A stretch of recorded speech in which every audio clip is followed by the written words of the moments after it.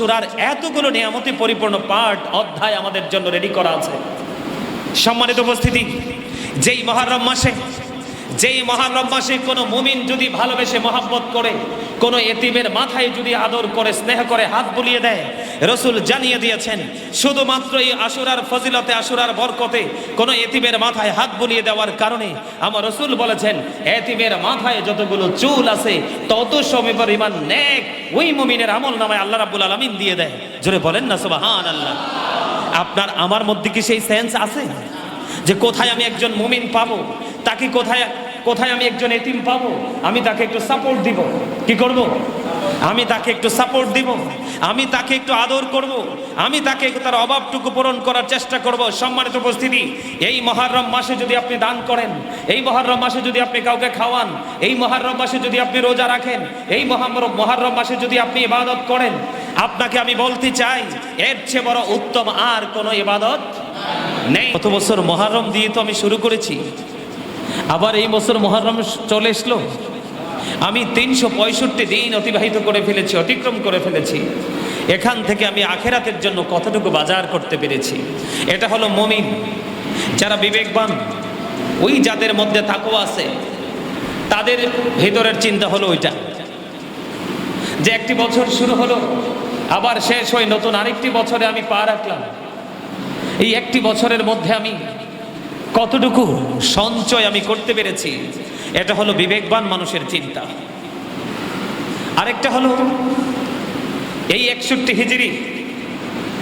সম্মানিত উপস্থিতি, 61 হিজরিতে মহররম মাসের 10 তারিখে এই নির্মম কারবালার অধ্যায় তৈরি হয়েছে। নাউজুবিল্লাহ বলেন। এটাতে এত নির্মমতা ছিল, এত নিষ্ঠুরতা ছিল, এত বর্বরতা ছিল, যেটা কোনো মুমিন যখন এই আশুরা মাহে মহররম এই কারবালার স্মৃতিচারণ করতে যায়, তার মনের অজান্তেই তার দু চোখ বেয়ে পানি চলে আসে। আল্লাহু আকবার বলেন। আমি কি সত্যি বলছি না? তবে এখনকার ছেলেদের চোখে তো পানিই নেই, কাঁদবে কখন? কথা বলেন। এখনকার ম্যাক্সিমাম ছেলে মেয়েদের চোখে তো পানি নাই, ওরা কাঁদবে কি, কিভাবে কাঁদতে হয় এটাও ওরা জানে না। কোন কন্ডিশনে চোখের পানি ফেললে আল্লাহর দরবারে সেই চোখের পানি কবুল হয় সেটাও জানে না। জানে মুরব্বীরা। এখনো পর্যন্ত যখন কারবালার ইতিহাস, কারবালার মর্মান্তিক অধ্যায়, ওই যে সেই ইমাম হুসাইনের শাহাদাত নির্মমভাবে ইয়াজিদ আর তার বাহিনী যেভাবে শহীদ করে দিয়েছে, এই নির্মম ইতিহাসের কথা যখন শোনে এখনো মুরব্বীরা কাঁদে। এখনো মুরব্বীরা ওই গজল শুনলে তাদের হৃদয়ের মধ্যে তোলপাড় শুরু হয়ে যায়।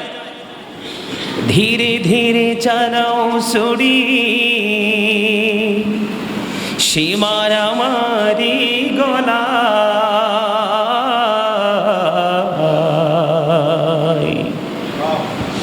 জয়নাল আবদিনের কান্দন শুনতে দাও না রে আমায়। ধীরে ধীরে চালাও ছুরি, সীমার আমারি গলায়,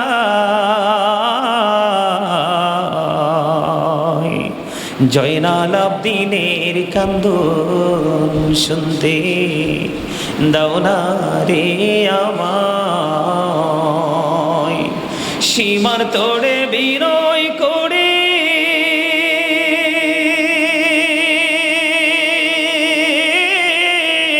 আমার গলায় দিশনা ছুরি রে, বেহেশতেতে নিব তোরে, বেহেশতেতে নিব তোরে আখিরি বেলা।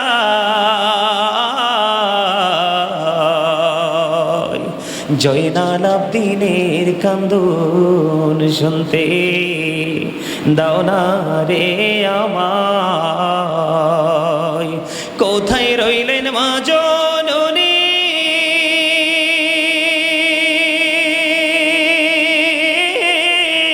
তোমার হুসাইন ধরাশায়ী গো,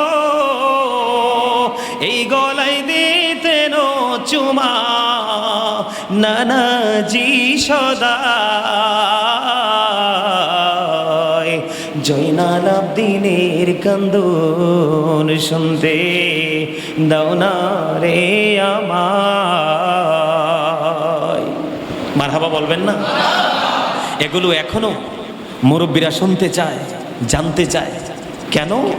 কারণ এইগুলোর মধ্য দিয়ে নতুন করে বছরের পর বছর, যুগের পর যুগ ইমানদারেরা, মুমিনেরা ইমাম হুসাইনের স্মৃতিচারণ করে, এই কারবালাকে ধারণ করে তারা তাদের ইমানের ঝান্ডাটাকে দিন যত যাচ্ছে তারা তত শক্ত করে ধরছে। ঠিক কিনা বলেন?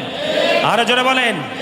আপনারা বলেন, এই যে মুহররম মাস, প্লিজ আপনাদের সবাইকে বলছি, listen to me, stop your mouth everybody. সবাইকে বলছি বিনীতভাবে, একটু শোনেন। কারবালার যে ইতিহাস, এই ইতিহাসকে পুরোপুরি বলঞ্চিত করে পুরো বাংলার আকাশে বাতাসে আপনি চেয়ে দেখেন, ব্রাজিল আর আর্জেন্টিনার পতাকায় ছেয়ে গেছে, অথচ কারবালার পতাকা কারো হাতে আছে? আপনি আবার বলবেন আপনি মুসলমান, আপনি আবার বলেন আমি জান্নাত চাই, আপনি আরো বলবেন আমি আমার রাসূলকে চাই, আপনি বলবেন আল্লাহর নিয়ামত আমার জন্য বরাদ্দ করুন। No, impossible. এটা কোনোভাবেই সম্ভব নয়। একটি বছর মুহররম দিয়ে শুরু হলো, আবার আরেকটি বছর দিয়ে আবার শেষ হয়ে আরেকটি বছর মুহররম দিয়ে আবার শুরু হলো। আজকে আমি প্রথম জুম্মায় চলে আসলাম। আমি আপনি একটি ভার কি ভেবেছি? একটি বছরের মধ্যে দিন গেল, রাত গেল, সময় গেল, ঘন্টা গেল, মাস গেল, আমি কতটুকু অর্জন করতে পেরেছি? চিন্তা করতে পারিনি।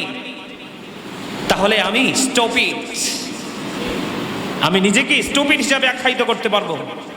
আমি যদি নিজেকে ভেরি ইন্টেলিজেন্ট হিসাবে নিজেকে দাবি করতে চাই, পারবো না। তার কারণ আমি এই চিন্তাটুকু করতে পারি। আমার কাছে দুঃখ লাগে, অত্যন্ত আফসোস লাগে, অত্যন্ত দুঃখজনক কথা। সম্মানিত উপস্থিতি, কেউ যদি আশুরার মাসে এত আলোচনা করতে পারবো এই মুহররম নিয়ে, আপনারা যারা মুমিন তারা মুক্ত হয়ে যাবেন। যত শুনবেন শুনতেই চাইবেন, কিন্তু শোনার মানসিকতা কখনোই নষ্ট হবে না। এত বেশি আশুরা নিয়ে আলোচনা করতে পারবো। আশুরার এতগুলো নিয়ামতে পরিপূর্ণ পাঠ, অধ্যায় আমাদের জন্য রেডি করা আছে।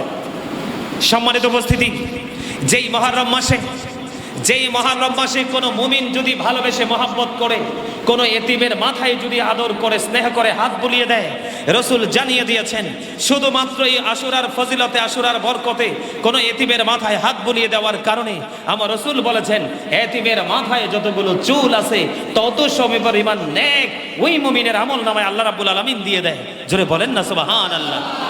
আপনার আমার মধ্যে কি সেই সেন্স আছে যে কোথায় আমি একজন মুমিন পাবো, তাকে কোথায় আমি একজন এতিম পাবো, আমি তাকে একটু সাপোর্ট দিব? কি করব? আমি তাকে একটু সাপোর্ট দিব, আমি তাকে একটু আদর করব, আমি তাকে তার অভাবটুকু পূরণ করার চেষ্টা করব। সম্মানিত উপস্থিতি, এই মুহররম মাসে যদি আপনি দান করেন, এই মুহররম মাসে যদি আপনি কাউকে খাওয়ান, এই মুহররম মাসে যদি আপনি রোজা রাখেন, এই মুহররম মাসে যদি আপনি ইবাদত করেন, আপনাকে আমি বলতে চাই এর চেয়ে বড় উত্তম আর কোনো ইবাদত নেই। সম্মানিত উপস্থিতি, অত্যন্ত দুঃখের সাথে ভারাক্রান্ত হৃদয় নিয়ে বলতে হয়, সারা বাংলাদেশে আমি, আপনি, আপনার, আমার আশেপাশে, আপনার আমার ছেলেরা, মেয়েরা সবাই, কেউ আর্জেন্টিনা, কেউ ব্রাজিলের পতাকা নিয়ে টানা হেসরা করছে। কে কার বাড়ির ছাদে তার পছন্দের দলের পতাকা উত্তোলন করবে? নাউজুবিল্লাহ বলেন। আরে ভাই, আপনি একজন স্পোর্টসম্যানকে ভালোবাসতেই পারেন না? কথা বলেন না কেন? আপনি পারেন, ভালোবাসতে পারেন, কিন্তু তার মানে এই নয় আপনি আপনার সার্বভৌমত্ব, আপনি আপনার মহাব্বত, আপনি আপনার ঐতিহ্য, আপনি আপনার ঈমান, আপনি আপনার আকীদা, আপনি আপনার যে ধর্ম, যে রিলিজিয়ন আছে সেটার আদর্শ থেকে দূরে গিয়ে কাজ করতে হবে। একটা ছেলে, কয়টা ছেলে বলতে পারবে মুহররম মাস কোন দিন শুরু হয়েছে? বলেন আপনারা বলেন। কয়টা ছেলে বলতে পারবে কোন দিন আরবি নতুন বছর শুরু হয়েছে? মুসলমানের তো এই হিসাব রাখা দরকার। কথা বলেন না কেন? কখন মুহররম আসবে, কখন মুহররম শেষ হয়ে সফর আসবে, সফর কখন যাবে, রবিউল আউয়াল আসবে, রবিউল আউয়াল শেষ হয়ে কখন রবিউল সানি আসবে, এগুলো তো মুসলমানের ঠিক রাখার কথা। জানুয়ারি, ফেব্রুয়ারি, বৈশাখ, জ্যৈষ্ঠ, আষাঢ়, শ্রাবণ তো হিসাব রাখার কথা না আপনার? হ্যাঁ, আমরা বাঁচতে হলে, এই দুনিয়া চলতে হলে দুনিয়ার কালচারের সাথে মিলে এগুলো আমার মাথায় রাখতে হবে, কারণ দুনিয়ার অনেক হিসাব নিকাশ আছে, কিন্তু সবার আগে আপনাকে এই হিসাবটা জানা দরকার। কয়টা ছেলে আরবি 12 মাসের নাম জানে বলেন তো? কয়টা বাবা আপনার ছেলেকে আরবি 12 মাসের নাম শিখিয়েছেন? বলেন। এই জন্য আজকে একটু আলোচনা করার জন্য এসেছি, সময় পাবো কিনা জানি না। সম্মানিত উপস্থিতি, একটু আলোচনা করি। আজকের ছেলেরা মেয়েরা কেন জানেন ব্রাজিল আর আর্জেন্টিনা নিয়ে দৌড়াচ্ছে, সেটার জন্য দায় আপনাকে নিতে হবে। আপনি বাবা এড়িয়ে যেতে পারবেন না, কারণ every parent should take care their children very carefully. প্রত্যেকটা পিতামাতার উচিত তাদের সন্তানের দায়িত্ব যত্ন সহকারে পালন করা। কয়টা বাবা মা পালন করেছেন? পালন করেননি। আপনি স্বপ্ন দেখতেছেন ছেলে হইছে, ছেলেকে ইংলিশম্যান বানাবেন, বানান, সমস্যা নাই, অসুবিধা নাই। তো আপনি যত ভাষা শিখাতে মন চায় শিখান, কিন্তু আগে আপনার মূলটাতে আপনার সন্তানকে আগে নিয়ে যান। এখান থেকে আপনি মূলটা ট্রেনিং দিয়ে তারপরে ছেড়ে দেন। আপনার ছেলে যাই করুক, আপনার মেয়ে যাই করুক, ইমানকে কখনো কুরবানি করবে না। এখনকার বাবা মা শিক্ষা দিবে কোত্থেকে? রসুল যে বলল যে, এদিকে তাকান, রসুল যে বলল যে হুব্বি নাবিকুম অহুব্বি আহলে বাইতিহি ওয়া আলা কিরাতিল কোরআন। রসুল যে বলল তোমরা তোমাদের সন্তানদেরকে ফার্স্ট টাইম নবীর প্রেম শিখাও, সেকেন্ড টাইম নবীর আহলে বাইতের প্রেম শিখাও। এই নবীর আহলে বাইতের ভালোবাসার মাস হলো আশুরার মাস। বলে হুজুর 12 মাস কি ভালোবাসতে পারবো না? অবশ্যই পারবো, কিন্তু নবীর আহলে বাইত অন্যতম সদস্য হলো ইমাম হুসাইন রাদিয়াল্লাহু তাআলা আনহুর স্মৃতিচারণ করা, মহব্বত করা, তার প্রতি ভালোবাসা, তার এই আত্মত্যাগ দেখে এখান থেকে ইমানকে মজবুত করার এই মাস হলো আশুরার মাস। কয়টা ছেলে জানে যে এটা আহলে বাইতের কুরবানির মাস, আত্মত্যাগের মাস? জানেন? এটার জন্য দায় আপনার বাবা মাকে নিতে হবে, কারণ আপনি আপনার সন্তানকে কি করেন নাই? এই ট্রেনিং দেন নাই। এরপরে বলেছেন ওয়ালা কিরাতিল কোরআন। কোরআন ইমাম আযম আবু হানিফা রাহমাতুল্লাহি আলাইহি বলেছেন কোরআন শুধু দেখে দেখে পড়ার নাম কোরআন নয়। আলহামদুলিল্লাহি রাব্বিল আলামিন এইটুকু শুধু পড়ার নাম ইমান কোরআন নয়। আলহামদুলিল্লাহি রাব্বিল আলামিনের পরে অর্থটা কি দাঁড়ায় সেটা সহ বুঝে পড়ার নাম হলো কোরআন। কয়টা বাবা তার সন্তানকে ওইভাবে পড়িয়েছেন, যাই ওইভাবে আপনি তর্জমা তাফসীর করাতে পারেননি, সমস্যা নাই, কিন্তু আপনি আপনার ছেলেটা যখন বুঝ হয়েছে যে ভালো একজন আলেমের কাছে বসে দরকার লাগলে আমার 5-10 হাজারটা যাবে, সমস্যা নাই, একজন আলেম রাখবো আমি, শুধু সে কোরআনের আয়াতগুলো তাফসীর করে করে মোটামুটি অর্থটা যখন জানতে পারবে, বুঝতে পারবে, এটাও তো অনেক বড় একটা নিয়ামত। কয়টা বাবা মা শিখাতে পারছি? পারি নাই, কারণ বাবা এবং মা এই দুজনই এই জগতের মানুষ না। এখন যদি বলেন হুজুর তাহলে কি করার, এখন দোষ দিতে হবে আমাকে দাদা এবং দাদিকে। আপনারা বলবেন যে হুজুর আগের যুগের মানুষদের তো চালাক ছিল না। আরে চালাক ছিল না ঠিক আছে, কিন্তু সুন্দরটা তো চিনতো ভালো। কথা কন না কেন?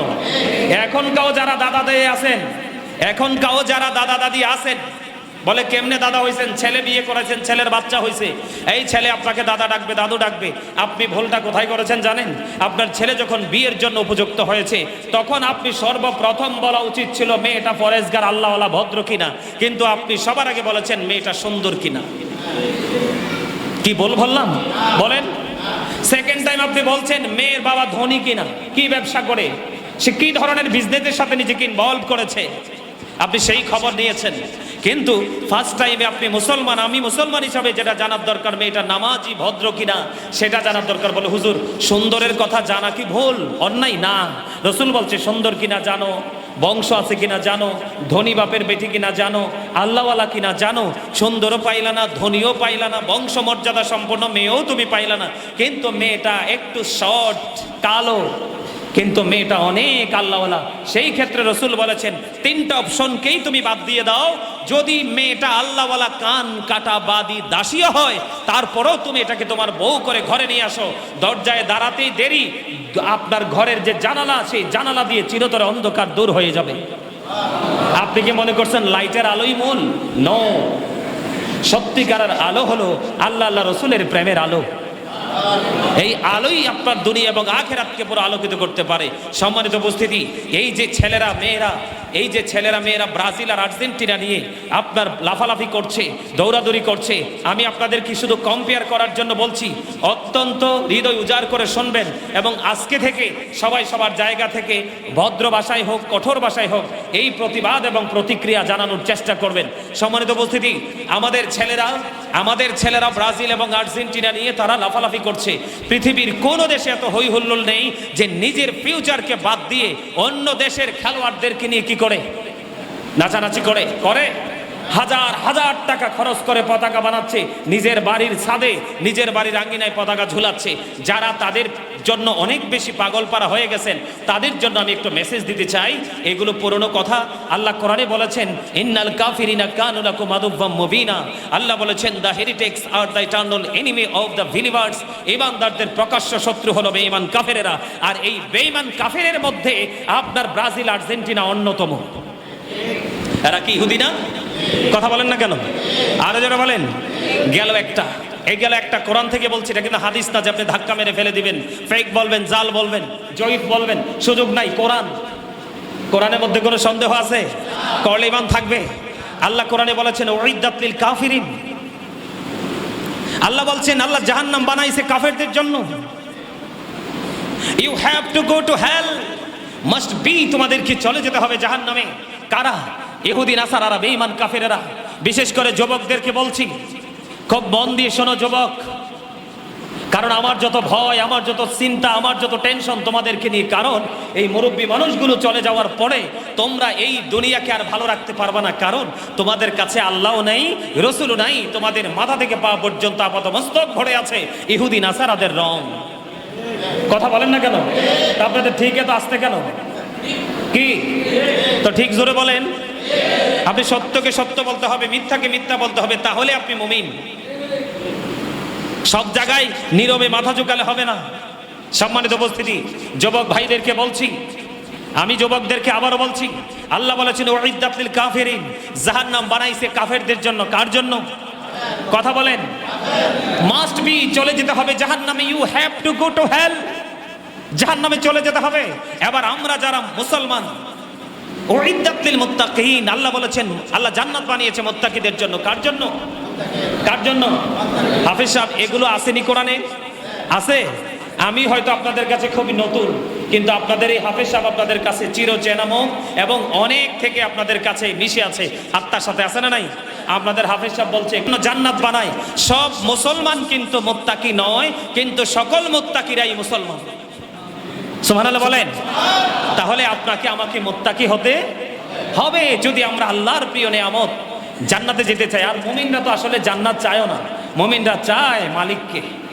কাকে? আরে জোরে, আরে জান্নাত জাহান্নাম বুঝি না, আমি আমার মালিককে চাই। সুবহানাল্লাহ বলেন, আমিন বলেন। এগুলো আধ্যাত্মিক কথা, শরীয়তের বাজারে না বলাই বেটার।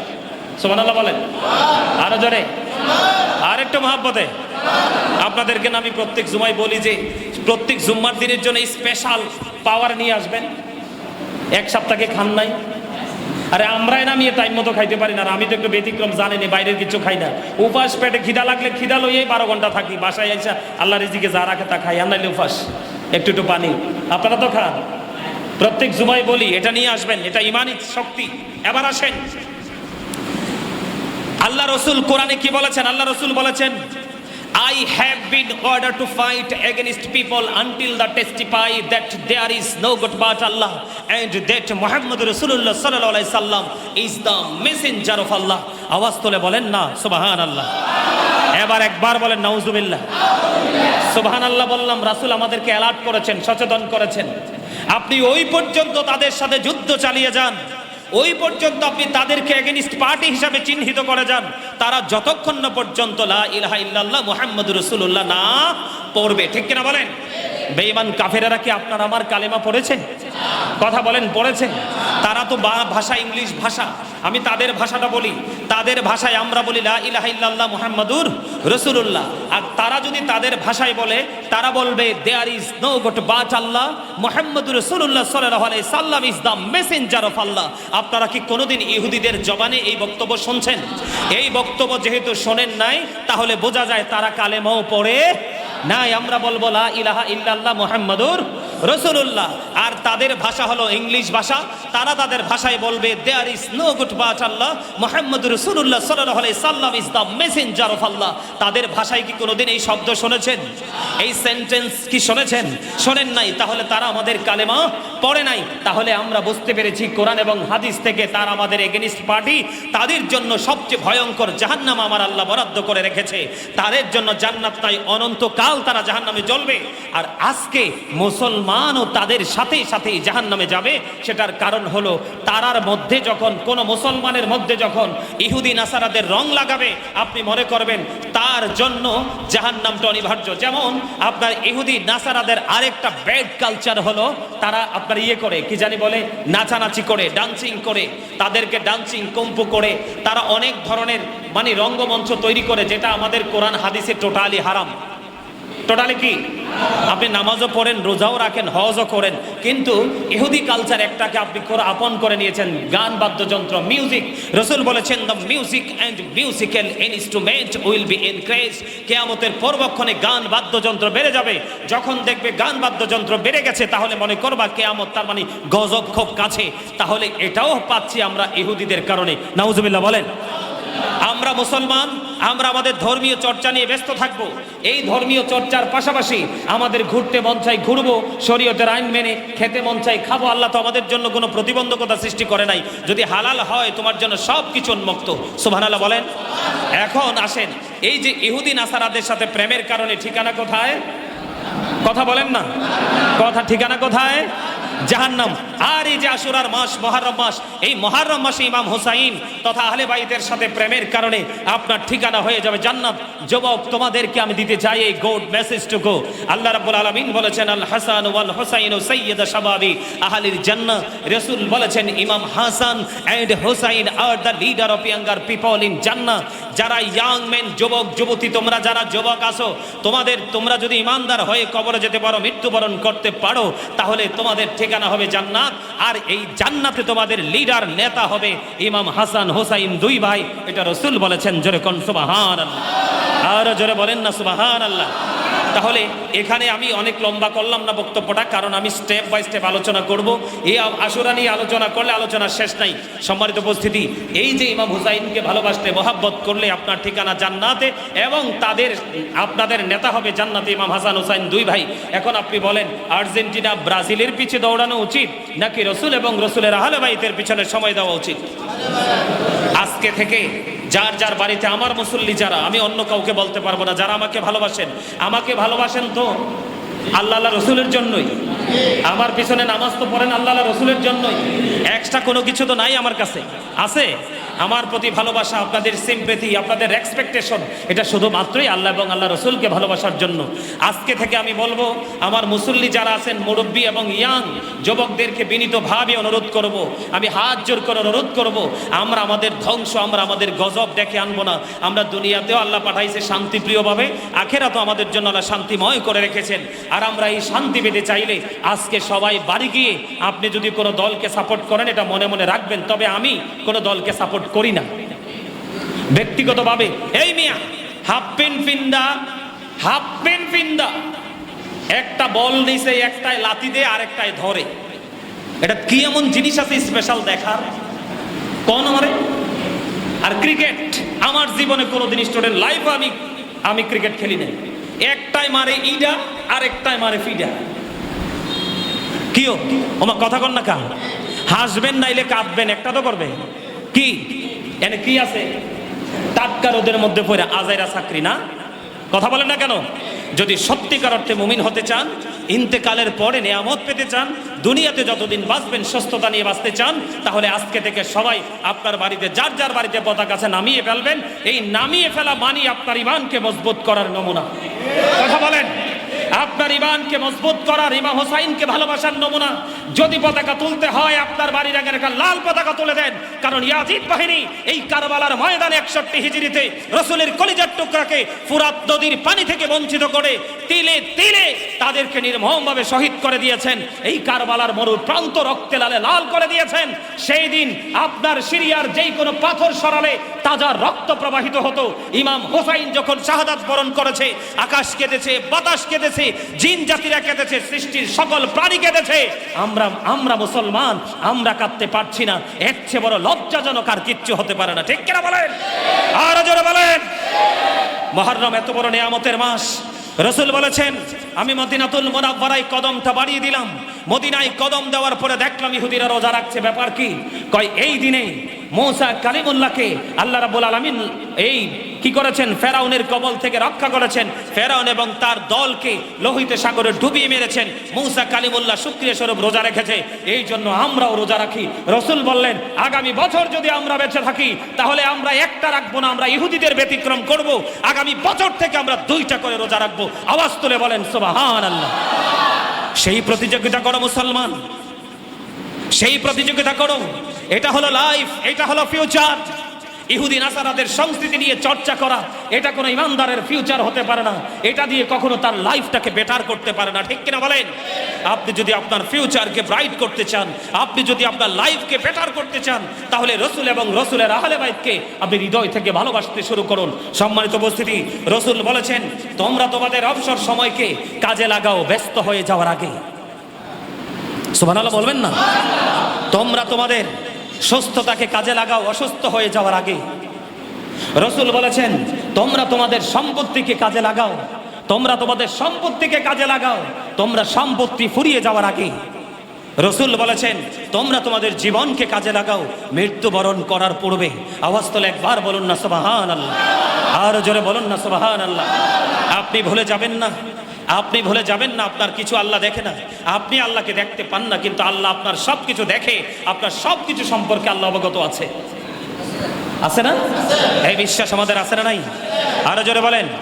সম্মানিত উপস্থিতি, অত্যন্ত প্রেমময়, অত্যন্ত মধুময়, অত্যন্ত হৃদয় ছোঁয়ার মতো আলোচনা কিন্তু আজকে করতে আমি প্রস্তুত ছিলাম, কিন্তু আমার মুসল্লিরা, আমার মুসলমান ভাই বাবারা, গোটা বাংলাদেশে আমাদের ইয়াং জেনারেশন যেটা শুরু করেছে, আমি কি বলবো, বলার কোনো ভাষা নাই। অবাক হয়ে তাকিয়ে থাকি, আরে কোন জগতে এসে পড়লাম, কি দেখতে পাচ্ছি। মুহররম মাস, হিজরি সনের প্রথম মাস শেষ হয়ে যাচ্ছে, চলে এসেছে। কখন এসেছে, কোন দিকে আবার চলে যাবে, এটা আমার যুবক সমাজ, আমাদের যুব সমাজ জানে না। এই জন্য আমি আপনাদেরকে বিনীতভাবে অনুরোধ করব, আপনারা অন্য সময় মাহফিল করান, এটা করান অনেক বেটার, কিন্তু আমি আমার মুসল্লি হিসাবে আমি আপনাদের সবাইকে আজকে বিনয়ীভাবে অনুরোধ করব। আজকে কত তারিখ জানেন মুহররমের? কয় তারিখ? কয় তারিখ? 3 তারিখ। You are right, absolutely right answer. Thank you very much. আপনারা অনেক এক্সপেরিয়েন্স, আলহামদুলিল্লাহ বলেন। তো আপনারা মুহররমের 10 তারিখ, তার মানে 9 তারিখ রাত। কত তারিখ রাত? 9 তারিখ রাত। আলাদা প্যান্ডেল করার কোনো প্রয়োজন নেই, আমি আপনাদেরকে জাস্ট প্রস্তাব করে যাচ্ছি। এই মুহররম মাসে একটা জৌলুসপূর্ণভাবে আপনারা এলাকাবাসী সবাই মিলে একটা মাহফিল করান, যেখানেই করেন, এখানে করেন, বাইরে করেন, যেখানে মন চায় এখানে সাজান, একটা মাহফিল করেন। এই মাহফিলের মাধ্যমে আমাদের যুব সমাজদেরকে আপনারা উৎসাহিত করবেন, নিরুৎসাহিত করবেন না, তাদেরকে উদ্বুদ্ধ করবেন, তাদেরকে দিয়ে কাজ করাবেন। তারা আসতে না চাইলে তাদেরকে আদর দিয়ে, স্নেহ দিয়ে, ভালোবাসা দিয়ে রাগ করা যাবে না, কারণ তারা তো এই জগৎ থেকে আউট হয়ে গেছে। কি হয়ে গেছে? তাদের আউট হয়ে গেছে। ইহুদিদের রং তাদের হৃদয় রাজ্যে পরিপূর্ণ করে দিয়েছে। তো তাদের এই রং থেকে তাদেরকে দূরে সরিয়ে সত্যিকারের রং লাগানোর জন্য, আলো দেওয়ার জন্য তাদেরকে উৎসাহিত করে আপনারা একটা প্রোগ্রামের ব্যবস্থা করেন, ভালো আলোচকদেরকে ইনভাইট করেন। মুহররম মাসের তাৎপর্য, মুহররম কেন হলো, এই মুহররম আমাদেরকে কেন নতুনভাবে, মুহররম আসলে কেন আমাদেরকে কাঁদায়, আমরা কেন কাঁদতে হয়, এই বিষয়গুলো নিয়ে একটু তাদেরকে বিস্তারিত আলোচনা করার জন্য আমি আপনাদেরকে বিনীতভাবে অনুরোধ করবো, একটা প্রোগ্রাম করবেন। আমি করব আমার মাদ্রাসায়, আমি প্রতি বছর করি বিশাল আকারে। আমার মাদ্রাসায় 100+ স্টুডেন্ট আছে। আমি আমার বাচ্চাদেরকে দিয়ে, ওই এলাকার মুরব্বীদেরকে নিয়ে প্রতি বছর, এই বছরে করবো, এই 2 দিনের মধ্যেই করব। আমি অলরেডি প্রস্তুতি নিয়ে ফেলেছি। তো আপনাদেরকেও বলবো, এইভাবে আমরা আমাদের ইসলামকে পুনরায় বছরের পর বছর জিন্দা করতে হবে, ঠিক কিনা বলেন? আমার ধর্মীয় সংস্কৃতির চর্চাকে ডেভেলপ করে আমরা আমাদের ঈমান এবং আমলকে মজবুত করতে হবে। সম্মানিত উপস্থিতি, আমরা যেন শুধু আর্জেন্টিনা, ব্রাজিল, ক্রিকেট, ফুটবল এগুলো না, শুধু পোশাক আশাকের মধ্যে যে শালীনতা থাকা দরকার, সেই শালীনতা পর্যন্ত আমরা হারিয়ে ফেলছি শুধু ইহুদিদেরকে দেখে। মনে রাখবেন, আল্লাহ রাসূল বলেছেন, মুসলমান হওয়ার কথা গোটা পৃথিবীতে মডেল, কিন্তু আমরা এতটা দুর্ভাগা, ইহুদি নাসারারা হয়েছে আমাদের মডেল। নাউজুবিল্লাহ বলেন। সম্মানিত উপস্থিতি, সময় শেষ হয়ে গেছে। আমি নতুনভাবে আপনাদের জন্য আবারও নতুন আলোচনা নিয়ে আসব।